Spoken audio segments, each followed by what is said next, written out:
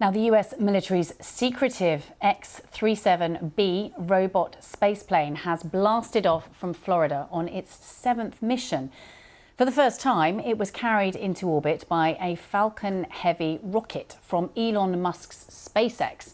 The Pentagon says the orbital vehicle will carry out a series of experiments during its mission. One will involve exposing plant seeds to the effects of radiation during a long space flight.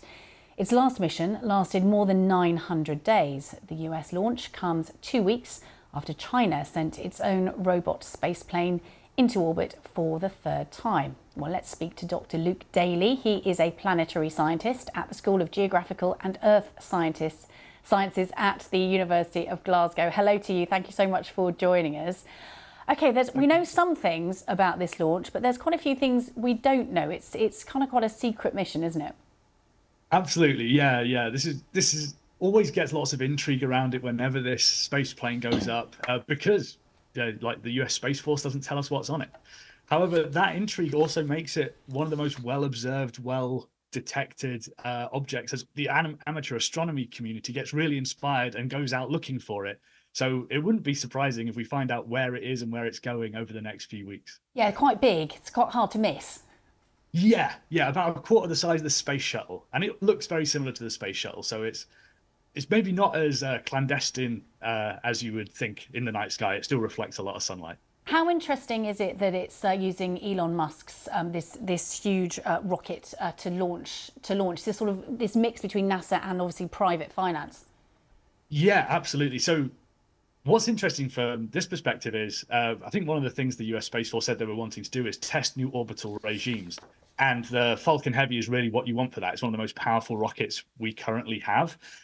It sent Elon Musk's Tesla into the asteroid belt. It's going to send the Europa Clipper mission to Jupiter. So basically, it could have sent this space plane anywhere in the solar system. It has that kind of power.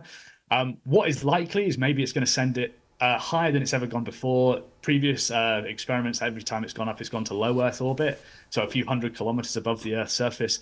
It might go to geosynchronous orbit. That's kind of the sort of like bookie's guess about where this thing might be going, which is a few tens of thousands of kilometers above the Earth's surface. So the Pentagon is saying that it's going to carry out a series of experiments, including exposing plant seeds to the effects of radiation. Why is that useful? Why do we need to know things like that? In terms of space, a lot of it is really unknown. And what we have ambitions for as a species is to put people back on the moon in a permanent human settlement with the NASA's Artemis program, and eventually send people to Mars. This is also something like SpaceX is very passionate about. And one of the key things we're going to have to learn about that is, how do plants grow? How do we grow food on the moon on long duration missions? And space is a really horrible place to be. It's a really challenging, radiation-rich environment. So we want to know what happens to seeds and plants as they're growing in that environment, and if they are then safe to eat after that.